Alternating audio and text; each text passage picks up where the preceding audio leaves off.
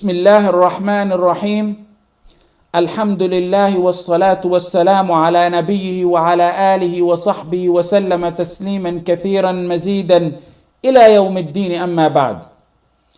A successful businessman with Allah seeks all that which pleases Allah. And your ibadah in itself is a business transaction, a business deal.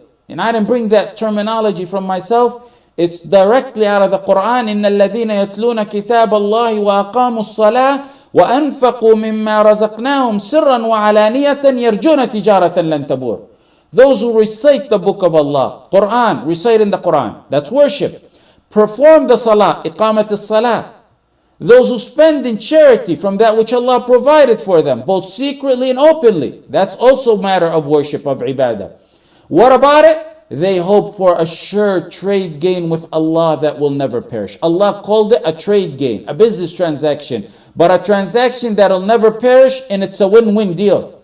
One thing that happens is that most people tend to get locked in on certain ibadat and don't go beyond that to others.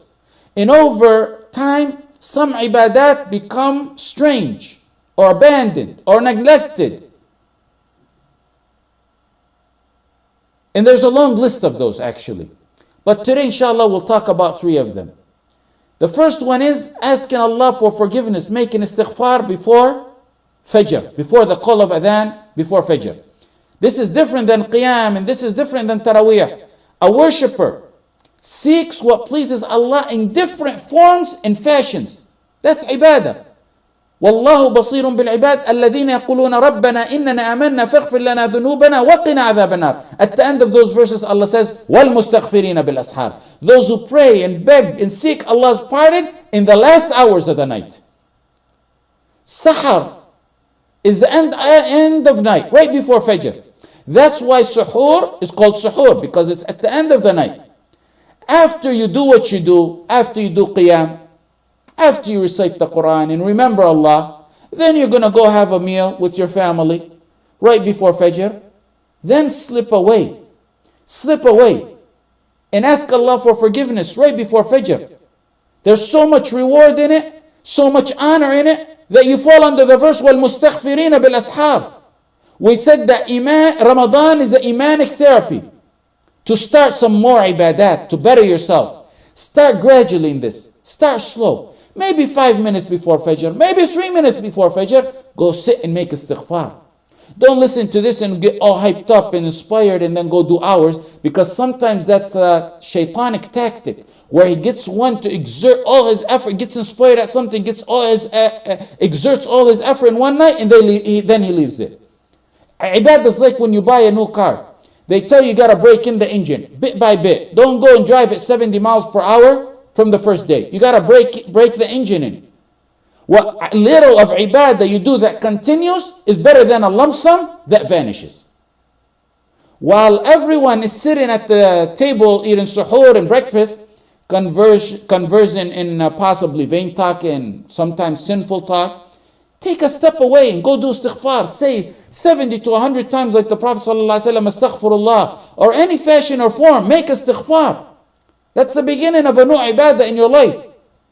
All the times are good for istighfar. All. But this time is a time recommended in the Quran. Do it and you'll be among those praised by Allah in the Quran. وَالْمُسْتَغْفِرِينَ بِالْأَسْحَارِ. You do it and inshallah you'll get Allah's forgiveness. فَقُلْ تُسْتَغْفِرُوا رَبَّكُمْ إِنَّهُ كَانَ غَفَّارًا. Allah will forgive those who seek forgiveness. You got financial problems? You're a couple having fertility problems? Istighfar is by a clear verse a medication for all that. And the best time is that time by suhoor. وَيُمْدِدْكُمْ بِأَمْوَالٍ وَبَنِينَ. You want strength? You want a position or promotion? You're trying to get in a university, they keep declining and rejecting you? Wallahi, head to istighfar and see. وَيَزِدْكُمْ قُوَّةً إِلَىٰ قُوَّتِكُمْ. Seek forgiveness from your Lord. He will send you from the sky abundant rain and add strength to your strength. A position, maybe a university you're trying to get, a promotion at work. You want to enjoy life? يُمَتَّعْكُمْ مَتَاعًا حَسَنًا. Seek forgiveness from your Lord. The verse says, seek forgiveness from your Lord and turn to Him in repentance. He'll grant you a good enjoyment in life. Ibn Kathir said this is in this life. Then the second sentence says, وَيُؤْتِ كُلَّ ذِي فَضْلٍ فَضْلًا وَيُؤْتِ كُلَّ ذِي فَضْلٍ فَضْلًا. It's the life after. So you get both out of istighfar. You want to be saved from evil, from punishment of sins in this life and in the life after. وَمَا كَانَ اللَّهُ مُعَذِّبَهُمْ وَهُمْ يَسْتَغْفِرُونَ. The mercy of Allah descends upon you with istighfar. لَوْلَا تَسْتَغْفِرُونَ اللَّهَ لَعَلَّكُمْ تُرْحَمُونَ. If you have the mercy of Allah, what else do you need? Now tell me, is it worth it? Start in this blessed day, today. Make a determination to make it a habit. Right before Fajr, wake up a little bit early and make istighfar. Start with your tongue and make sure your heart is at the same pace as your tongue. Be consistent. And wallahi, you're going to see a change. If you doubt that, you're doubting the Quran. Now, a side issue.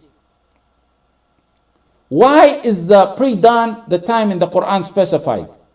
For a more special significance. And we know all times is good for istighfar, but why is it specified? Because that's the start of the day. A fresh, clean slate. That's what you need. So Allah can bless your day. So you will not be deprived of blessing.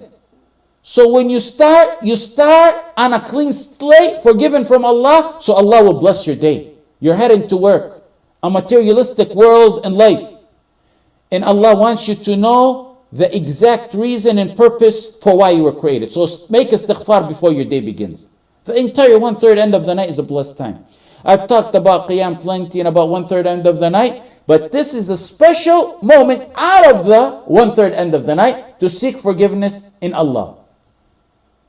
The second ibadah that's become somewhat strange is the ibadah of tafakkur, to ponder, to contemplate Allah's names and qualities and attributes, the power of Allah. Pondering over the verses of Allah, the universal verses, the sky, the earth, the mountains, the day, the night, the wind, and the textual signs in the Quran, the verses in the Quran. Ponder over Allah's creation and His power in creating. Pondering? Yes, pondering. Did you turn Sufyana suddenly? No. This is a worship mentioned in the Quran. إن في خلق السماوات والأرض واختلاف الليل والنهار لآيات لأولي الألباب. What does the end of it say? الذين يذكرون الله قياما وقعودا وعلى جنوبهم ويتفكرون. What does tafakkur mean? That's ponder. They remember Allah in their prayers, standing, sitting, laying down on their sides, and they think deeply about the creation of the heaven and the earth. The creation of the heaven and the earth. They think about it. They ponder about it. They think about it. So when they ponder over that, where does that pondering lead them? Look at the next part of the verse. رَبَّنَا مَا خَلَقْتَ هَذَا بَاطِلًا. When they ponder, Lord, they come to the right conclusion in their tawheed. It establishes tawheed within you. You haven't created this without a purpose. Glory to you, Ya Allah. Give us salvation from torment of Jahannam. Many other verses. إِنَّ فِي ذَلِكَ لَآيَاتٍ لِقَوْمٍ يَتَفَكَّرُونَ لَآيَاتٍ لِقَوْمٍ يَعْقِلُونَ. To encourage you to ponder. Hundreds of verses in the Quran encouraging this. This is the ibadah that should flow with your other ibadat like a soul flows in a body. It must be restrained by revelation. You can't take it as a source. It's a matter that must be restrained by revelation. The worship of contemplating and pondering unlocks the heart and brightens the heart with that which the heart was blocked off from due to the tar of sins. It removes that tar. This ibadah opens the hearts to the meaning of the Quran and brings dosage after dosage of iman. This ibadah attains you certainty in Allah. It attains you fear in Allah, love of Allah, hope in Allah, reliance on Allah, continuous repenting, which is called inaba to Allah. This ibadah softens your heart. It softens those hard hearts. When you constantly contemplate the power of Allah, it humbles you. When you contemplate the forgiveness and generosity of Allah, it entices you to do better.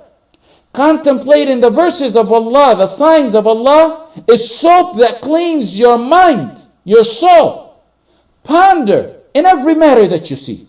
Make it a habit. Raise yourself. Establish yourself to doing that. Abu Sulaiman ad-Darani said, I never left my house in seeing and laid my eyes on anything except I see Allah's blessing in it or His power over it. Well, what is that? Let me repeat, because this sums up this area. This sums up the whole area of this matter. Abu Sulaiman said, I never left my house except that anything I lay my eyesight on, I look to Allah's blessing in it or His power over it. Anything he sees, he looks to the blessing or His power of Allah over it. The verses that mention the sky, every time you look at the sky, ponder, who raised that sky with no pillars? You look at the sky, then look at the walls of your house. Every few months you need to call the handyman to fix it. Yet a creation is magnificent at the sky, years after years, sustained and maintained by Allah. When you ponder that, and you ponder that after you're walking out of the house and after you're walking out of the masjid, look and ponder and think and say, the one who did that to the sky is able to answer that dua that I just made at the masjid. Fill your heart with assurance. That's what it does. Do you understand now what pondering is? وَيَتَفَكَّرُونَ لَآيَاتٍ لِقَوْمٍ يَعْقِلُونَ لَآيَاتٍ لِقَوْمٍ يَتَفَكَّرُونَ. Sit and visualize the life after. The details of the life after, the akhirah. Abdullah ibn al-Mubarak once visited Sahel ibn Ali. When he seen him zoned out thinking, what we today, you see someone zoned out, you tell them, snap out of it. Abdullah ibn al-Mubarak said, where did your thinking take you? Sahel ibn Ali said, I was at the Sirat. Sahel was daydreaming. How he's going to cross over that bridge over Jahannam. That's what he was thinking and daydreaming. In Musnad Ahmad and al-Tirmidhi, when Anas ibn Malik asked the Prophet ﷺ, he said, where am I going to meet you on the judgment day so I can get your shafa'ah, your intercession? He wants the intercession. The Prophet ﷺ said, you'll find me by the Sirat. He said, what if I don't find you there? He said, by the scale. He said, what if I don't find you there? He said, by the Kawthar. Do you think someone would ask such a question without having to ponder over that matter and thought about it for a long time in the details of the akhirah, in the judgment day? Ponder over the blessings Allah bestowed upon you. Ponder over Jannah and its mansions in the neighborhood your palace is going to be, and how big your front and backyard is, and how big your tent's going to be, and how happy your family is going to be, you're reunited in a worry-free life. That pondering gets you to escape the trials and difficulties of the prison of this world. It'll bring you peace and contentment and place it and embed it in your heart. Ponder. Ponder being called by Allah to a meeting with Allah. It'll refresh your love to Him. It'll bring you a heavy dosage of taqwa. And it'll instill strong resistance against the shaitan because you want that meeting. Ponder over hell and the misery of the inhabitants of hell and their torture that melts the heart. And it'll melt your heart and get you to regret your past and revive tawbah in you and make you to plan a better future based on iman and taqwa.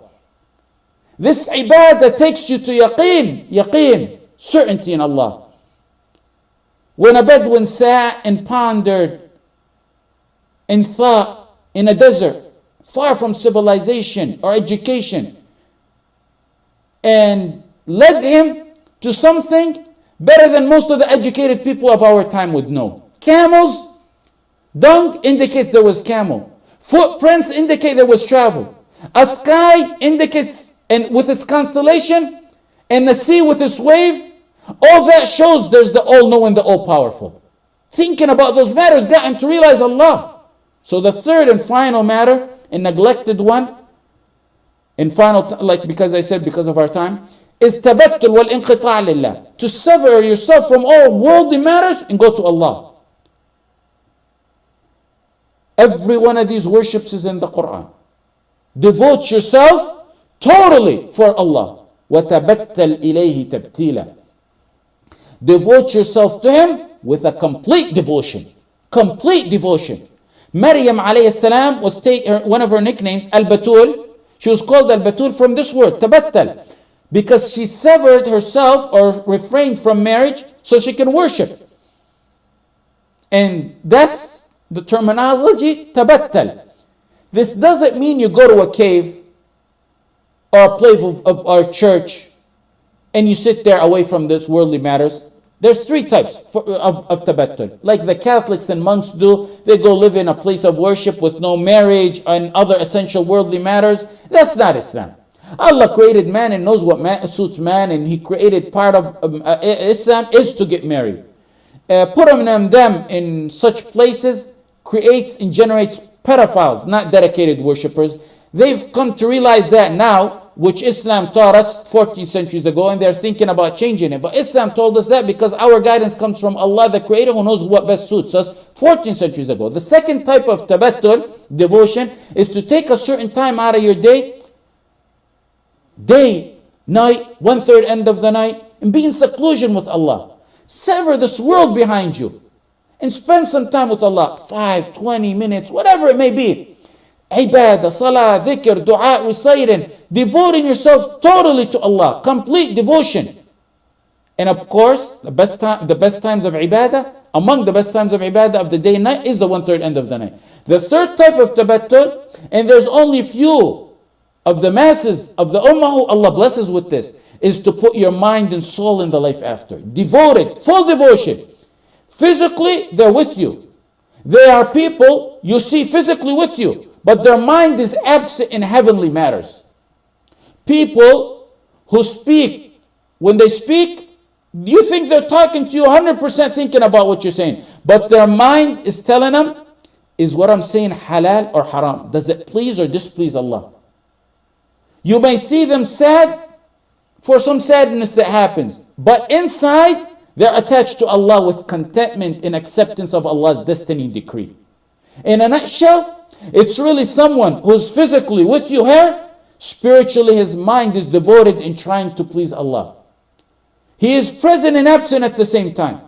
That is among the levels of ihsan. May Allah subhanahu wa ta'ala grant us and you this level. وصلى الله على سيدنا محمد وعلى آله وصحبه وسلم والحمد لله رب العالمين.